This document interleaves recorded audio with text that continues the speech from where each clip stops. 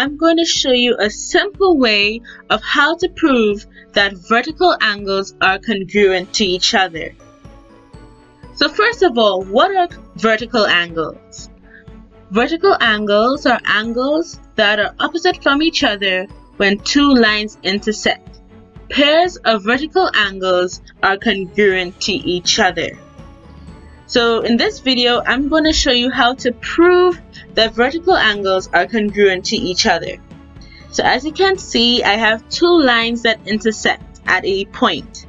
Line AC and DB intersect at point E. And they create four angles: angle 1, angle 2, angle 3, and angle 4. So we know that lines or straight angles equal to 180 degrees. And straight angles are made up of supplementary angles. Supplementary angles are two angles whose measure have a sum of 180. So what are the supplementary angles here? We can see that angles 1 and 2 make up line AC.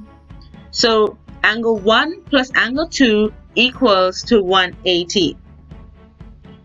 And angle 3 and angle 4 equals to 180 degrees. Angle 1 and angle 4 also equal to 180 degrees. And angle 2 and angle 3 add up to 180 degrees. So these are the pairs of supplementary angles.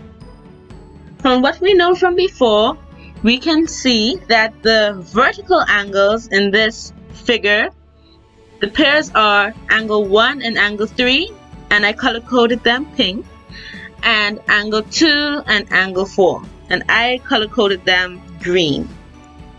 So how do we know that pairs of vertical angles are congruent?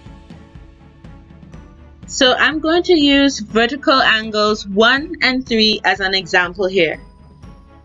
We're going to prove that angle 1 and angle 3 are congruent to each other because they are vertical angles.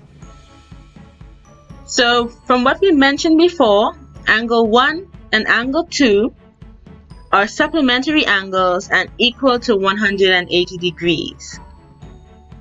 We also know that angle 2 and angle 3 are supplementary angles and also add up to 180 degrees.